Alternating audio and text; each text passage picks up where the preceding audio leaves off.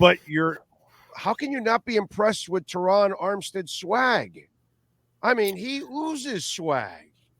I mean, I think if you look up cool in the dictionary, Teron Armstead is in there. How can you not be impressed with his swag? Jesus, Joe. Teron Armstead was our good guy of the year, and he is a great guy. And we look forward to catching up with Teron at training camp. I'm sure he'll fill us in on which body parts, if any, had surgery. Big O, it's good to be back. And I appreciate Essential Moving Experts as, linking up with me as a sponsor for this segment. I can't tell you how many times people have emailed, texted, tweeted, what happened to you and Big O? Did something happen? Is there a fallout? Why? There's no fallout. We just need sponsors. And thankfully, Essential Moving Experts comes forward. I was at the Xavier Howard charity softball game the other day. I was walking to get my credential, and this woman says, "Joe Schad." And I said, "Yeah, hey, how you doing?" And she goes, "Congratulations to your daughter for her success in the 4th grade debate." I said, "Okay, thanks. How did you know that?" She said, "Oh, I saw you talk about it on the Big O show." People watch this thing, man. People watch and they remember. They watch and they remember. We're blessed. We're really blessed. We have a really loyal base, and it's grown. We're adding subscribers every day. So it's a beautiful thing, dude. What Sean and I have been able to do here, and Bill obviously helped me start this off, and I'll never forget Bill. It's a blessing, man. We get to be free. We don't have to answer to anybody, and you know what? It's needed in South Florida, Joe. There isn't an outlet that's truly dedicated to local sports and gives you the insight and brings on the people that are covering the sports, whether it's Michelle Kaufman telling us about Messi or Manny Navarro about the Canes or you about the Dolphins, or if I get Craig Michon to talk about the Marlins or whatever. I think it's kind of lost, because there's a lot of screwing around on radio and a lot of goofing off and there's a lot less sports talk on sports talk radio. Let's put it that way. And so people love the podcast. They love the video format. They love the YouTube. And it's good for me because I can promote my work in the Palm Beach Post. And so that benefits the Palm Beach Post as well. I wrote, Big O, I know you like hockey, and I like hockey. Love it. So I want to tell you, Big O, the first 2 NHL games I ever covered were Game 3 and Game 4 of the Stanley Cup Finals. Now, I've been to many NHL playoff games, probably 100, but I've never covered one as a journalist. And so I wrote an interesting column that you can find on the Palm Beach Post website, cross-referencing Matthew Tkachuk and Teron Armstead, who we talked about earlier. And the thing I found interesting is both of those guys, local sports heroes, some of the best players in their sport, played through very serious injuries. And I think I wrote a column about how the fans should recognize and respect and understand that these guys are a lot more injured and play through a lot more injuries than are often reported, either in the injury report or, even by us. Sometimes things aren't disclosed. Sometimes things are asked to keep quiet. And so I thought it was really interesting. Of course, I had no idea that Matthew Tkachuk had played a game and scored a goal with a fractured sternum, which is just unbelievable. Hockey players, Ekblad, and I'm thinking, man, Ekblad doesn't look like himself. He wasn't himself. He had a broken foot, 2 dislocated shoulders, and some other injury, a lot of injuries. And so, I don't know. I just thought that was interesting being around the hockey players in the locker room for the first time. The freakish thing, Joe, is, and in football and in hockey, the freakish thing are the guys that stay healthy. Mm-hmm. That's the freakish part. Partially luck, partially preparation. Right. The normal part is to get injured because the body is not made for this, bro. It's not made to collide with each other on a consistent basis. It's not made to get checked into the goddamn wall. It's not made to throw your arm 97 miles an hour, 80, 100, 112, 130 times in a game. Your body is not made for any of that. That's why the guy from the Bills, he's no longer there, but Doug Whaley, a couple of years back, he said, hey, let's be honest, the body's not made for the NFL. And like the league like freaked out and all that. And it's like, yo, man, don't tell people the truth. And to me, those are the freaks. The freaks are the people that actually stay healthy because they, like you said, luck, or they handle the punishment, or what, or they can play through certain pains and injuries. To me, those are the freaks, the people that can actually stay on the pitch, on the ice, on the field. So when you think about injuries, you think about Devontae Parker, the former Dolphins receiver, now with the Patriots, was often injured. He tried, as he matured as a person and as a professional athlete, he tried to do stretching exercises and yoga and all these sort of things to try to limit the injuries. And they were limited a little bit. But one of the things is that he didn't really want to go if he wasn't feeling healthy.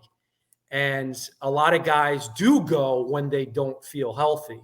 And, I'm referenced in the column, Jeff Van Gundy, who I like. He's a good broadcaster, and he was the former Knicks coach. Obviously, a lot of folks down in South Florida dislike him, but he made reference to how he's tired of hearing about injuries, that he thinks the media uses that as an excuse or to prop someone up as a hero when they overcome, no pun intended, right? When they overcome, for example, a sprained ankle. And by the way, I do think that Eric Spoelstra should have given Hero a shot.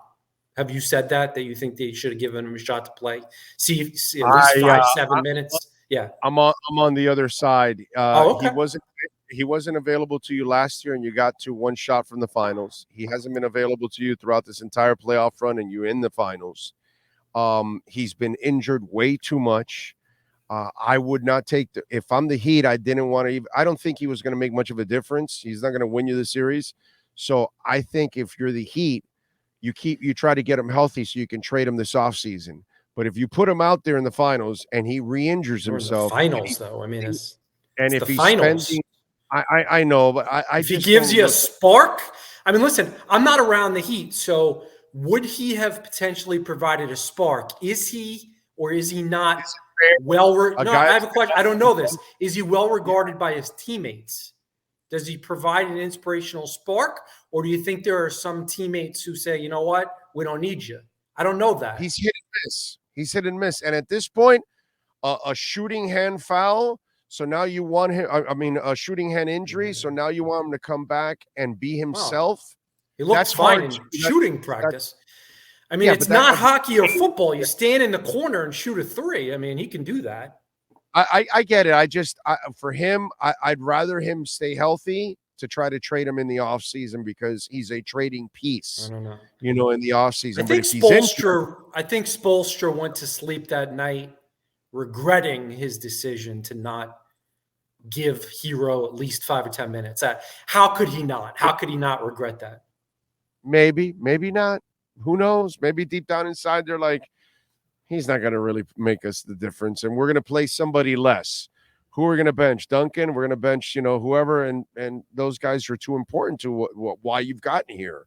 So you would have to take time away from the guys that helped you get here. It was a tough situation. It's just hard for me to put those expectations on Tyler. I think it's unfair to put those expectations on Tyler. No, I disagree. I think that it would have been a no-lose situation. If he goes 0 for 3 on 3, as Jeff Van Gundy would say, the injury was the excuse. And if he goes 3 for 3 on 3s, he's a, no pun intended, hero. So yeah. I want to tell you, I was around Paul Maurice for the first time. Cool guy, funny, obviously very experienced. Reminded me of an older Mike McDaniel in some ways. We are blessed in the South Florida sports market to have 3 coaches that I listen to their press conferences, in McDaniel, Maurice, and Spoelstra, who seem to be really cool guys who, don't take everything seriously, have a little bit of a sense of humor. I know Spoelstra maybe comes across as the most serious of those 3, right? He's a little. You say he's the most serious of those 3? Yeah. Spoelstra?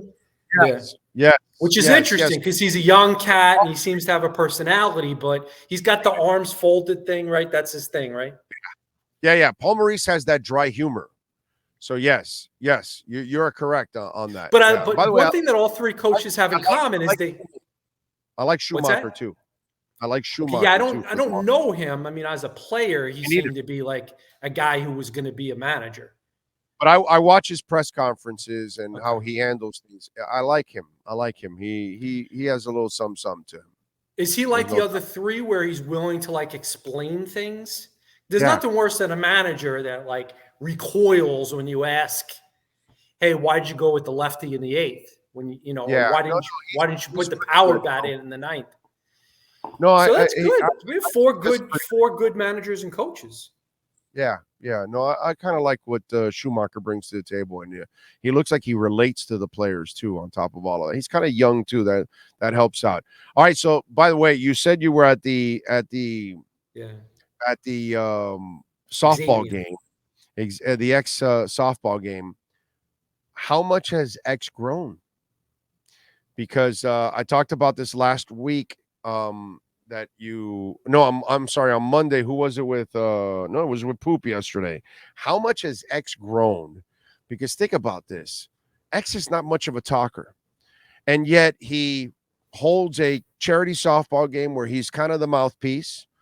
He's the Jalen Ramsey arrival looks like that's kind of injected a little life into him because he and Jalen have this relationship. Looks like also the Fangio thing has kind of made him comfortable too, right? Because he was kind of uncomfortable with the way things were going on, last year. But the fact that, X has kind of been a guy that kind of keeps to himself, and he socializes with his own guys, not with the rest of the world and the media and all that kind of stuff. For him to have a softball game and be the front and center guy of all of this, it's like a different side of X is starting to develop a little bit more. Right? I think his agent has helped. His South Florida-based David Cantor. He was obviously involved in this sponsorship with the United Way and launching the first Xavier softball game. And, thankfully for us, it was in Palm Beach. It was the ballpark of the Palm Beaches. Xavier talked about how he wanted to show some love to the West Palm Beach fans. It was cool to see his teammates show up, Tyreek was on his way and then some rain came. The game was rain shortened. Tua obviously played, led off, homered. Raekwon Davis, who clearly can't play softball at all, was out there trying to take some swings. Some former teammates like Rashad Jones, Jalen Waddle was out there. So, I wrote a story about the team bonding element that came from this. There were years past where guys didn't always show up for each other's charity events. Keon Crossman was talking about how he was going to show up for X's and X's was going to show up for his. Teron Armstead, some of the guys went out to his. Bobby McCain was there, bro. Now, Bobby McCain swore to me he could have been a professional baseball player. He was the best baseball player on the Dolphins when I returned to the beat. And at one point was the highest paid slot nickel corner in the NFL. Yeah. South Florida-based agent Drew Rosenhaus. Which reminds me of Connor Williams and Zach Sealer. It's going to be interesting to see where those two situations head. I assume that both of those guys will participate in training camp. Hopefully, you sure about Connor? Yeah, I mean, Zach Sealer was at the mandatory portion of OTAs, even though he did not participate. He was allowed to kind of work on the side. Connor Williams one is interesting. There's a dude, Mitchell Morse, I think. He plays for the Bills. That might be a fair comp contract. I think it's 9.75 for 2 or 3. Let's just go ahead and do that. I mean, they should be able to work something out. Connor Williams must be happy that the Dolphins correctly projected him as a top 8, top 10 center in the NFL. And now the Dolphins can just go ahead and pay that. So, hopeful. I think a deal is there to be done. I mean, there can't be that much separation. There can't be that much separation in a Connor Williams negotiation. I mean, okay, you're between 8 and 12, so you're between 8 and 12, so settle at 10.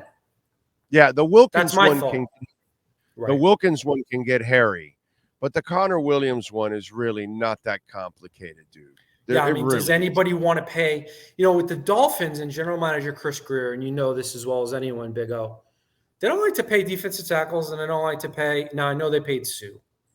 All right, but that was the owner. That was his decision. That wasn't him. That wasn't him.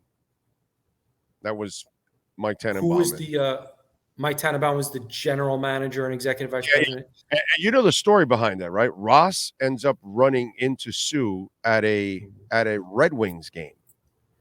And they sat down and they were watching Red Wings game, and in that conversation, Sue won him over. And then that's when him and Tannenbaum were inspired by, we got to have this guy. He's charismatic and all that. Because the thing, Sue has this like caveman Neanderthal image on the outside because of, stomping on people and doing all kinds of stuff. He does that on the field. Thuggery shit on the field, right? But once you get him off the field and you walk into the locker room or wherever else, he's super charismatic. He's a smart guy, he wins you over differently, because he's actually team owners. I don't think he had any interest in winning over media members, but no. What I mean is that he's or not teammates, even, to be honest. Right. No, but he's not like an ogre, is what I'm saying. He actually, outside of football, he can act like a normal person. He's not just a football player. What a combination of he and Cameron Wake. Yeah. It should have been better. It should have done more damage. It should have been better. The problem was they paid him to do something that he's not, and that's the problem. They paid him like if he was like a sack guy. And he's not a sack guy from that position. And so that's where the money was. The money was QB money, bro, at that time that they paid him. It was ridiculous. I was just saying, I don't think Chris Greer wants to pay $20 million to a defensive tackle. And I don't think he wants to pay $8 to $10 million for a running back, which is the Dalvin Cook discussion. So, that wasn't ever. Yeah, I mean, obviously Dalvin would like to play for the Dolphins, and I sure would like to see him take one of those 1-year hometown discounts for $6 million. Let's go ahead and do that. But the Dolphins have Connor Williams to take care of, Zach Sealer to take care of, Christian Wilkins to take care of. Right. I mean, listen, am I a little worried about the running back position? Of course, yeah. I mean, Raheem Mostert, who's a very good player, does of course have an injury history, and Devon A-Chain, of course, is a rookie. And but listen, you can always find a running back. They needed to add a veteran running back. There will be one. It's kind of like in your I was going to say like in fantasy football, but in fantasy football, it's the receivers that are always available. There's always receivers available. And it's kind of the same in the NFL. There's always veteran receivers. If you need a special teamer, 5th, 6th receiver, you can always find one. And in the NFL, there will be a veteran running back available if needed. Dalvin Cook's a luxury item. And by the way, you agree with me. As time goes on, this is better for Miami because, as I said from the get-go, he'll realize he's not going to get. He wasn't going to get money, and now the offers that may be out there will be from shitty teams that might be offering $1 million or $2 million more than Miami. But do you want to play for the shitty team, or do you want to go have a chance to win and no state tax? Go to Miami, play in your hometown for a year, take a hometown discount. Because Miami already made their offer. He knows what Miami is offering. And we're not hearing anybody in line for him. Nobody at all. So to me, all of this bodes well for the Dolphins and for him to end up in Miami because he has no takers out there right now. Agree or disagree?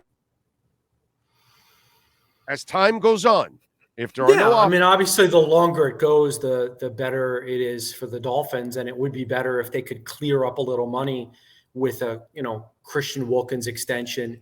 Obviously, the Byron Jones money has come free, so you can make it work.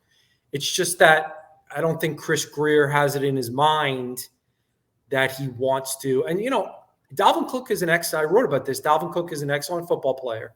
But it is true that his yards per game and yards per carry have decreased in each of the last 2 years. Reasons, some injuries, some Vikings related situations, but this is not Arian Foster. He's not washed. He's 28. No. I think he's 28. I mean, clearly he's got a couple of good years left, but you'd like to, sign him to a deal that's no more than 1 or 2 years. That guy, bro. I have no idea what Adam Gase saw in that guy. No idea. Well, with Arian Foster, it wasn't just that he was physically broken. He was mentally done. Yeah.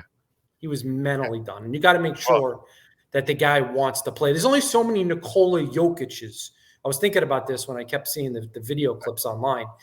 Nikola Jokic doesn't love basketball, and yet he's the best in the world. It's very rare. Most often, if you don't love what you do, you're not going to be really good at it. Right. Or see, sometimes athletes are too honest with us, and it's not really what they mean. I think he does love basketball. I just think he loves his family more. That's all. And guess what? And maybe horse racing. And there's nothing wrong with loving your hobbies, and you have to love your craft, because there's no way you go from a raw player and the 41st pick in the draft to polishing up your game to this level if you don't love it and refine it and work hard at it. So to me, that's kind of, it's here. I'll give you a great example. Tua tells people, well, I didn't even know the playbook. And then people freak out and they think he's lazy and this, that, and it's not, dude. Even Tyreek told you he didn't know the playbook. That's normal.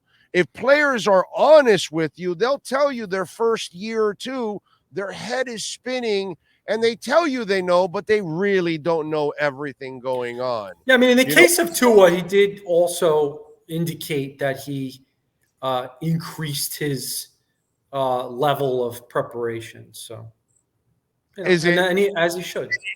Did he really increase it, or did he just tell you so you guys can make it right? Like, oh, he's working harder now, because he also says very honestly, I'll give you guys what you want to hear or whatever. I'm paraphrasing. I heard him say it once in front of me, and I was like, he also knows what to say and to kind of lead all of us in a certain direction. But sometimes players can. I think Tua probably sometimes says things that he kind of wishes he could take back or rephrase differently. Yeah, exactly. And I think that's the thing with Jokic. I think it's honesty to a fault, but he has to love it, Joe. You can't be this raw player drafted in the 41st pick of the second round and then become the best player you have to love your craft. I think he likes it. I think he likes it, but maybe he doesn't love it. Yeah, well, then Ricky Williams. That's a good point. That's a good one. Ricky Williams has said repeatedly that he didn't love football. He just happened to be good at it. You're right. That's actually a great one right there. That's a great example of a guy that truly meant it, by the way. That's the thing about Ricky. You can tell he meant it, but I don't know. You gotta love it to improve at it, man. You gotta care about what you're doing. You know what I'm saying? So he's gotta love it to a certain extent, but I'm fortunate that I can do what I've always loved, what I wanted to do since I was 12, which is sports journalism, sports broadcasting, sports writing. So fortunate. We don't all get to do what we want to do. And so happy that Essential Moving Experts is on board, Big O. That lady that I saw at the softball game is going to be very happy. Damn right. All right, so what do you got going on in the Palm Beach Post so Dolphin fans can check you out, my friend? I want you to read that story about Teron Armstead and Matthew Tkachuk. And I want you to read my take from the Xavier Howard softball game. Go to the Palm Beach Post website and let me know you read it by hitting me up on Twitter at SchadJoe. SCHADJ. We appreciate you, Big O. Welcome back, baby. And folks, so you'll know, it'll be Wednesdays, Joe's slot every week. Today, getting the wisdom tooth tomorrow. Yeah. So so we accommodated, and sometimes we have to move things around. That's just the way it goes. Life is life, dude. So we adjust. So it'll be Wednesdays for Joe. Joe, appreciate you, my brother. Good luck All tomorrow. right, man. Good to see you. You're getting all 4 removed? Nah, just the one. They say you don't need to do all 4 at once now. They used to say, "Oh, just take them all out." Now it's kind of like if you need to. So they're less enthusiastic about the wisdom tooth removals than they used to. I'm 56, so this was a long time ago. I was 18, so I had one that was coming out this way, like it was going to start pushing my teeth. So they said, "Oh, we got to take out." It goes, "You want to just take out all 4?" And I said, "Yeah, go ahead." And I took out all 4. So I've been putting this one off for like 7 years, and finally I was like, "All right, it's time." So we'll see. And then I did everything he told me not to do. You can't go exercise. I went to play pickup basketball, and I was like spitting out blood. Oh God! All right, let's not talk about all that. right, Joe. See you, Big O. Brother, be good. Follow him on Twitter at Schad Joe, and of course, our friends at EssentialMovingExperts.com. If you're moving your home, your business anywhere in the country, call my friends at Essential Moving Experts. They will take care of you.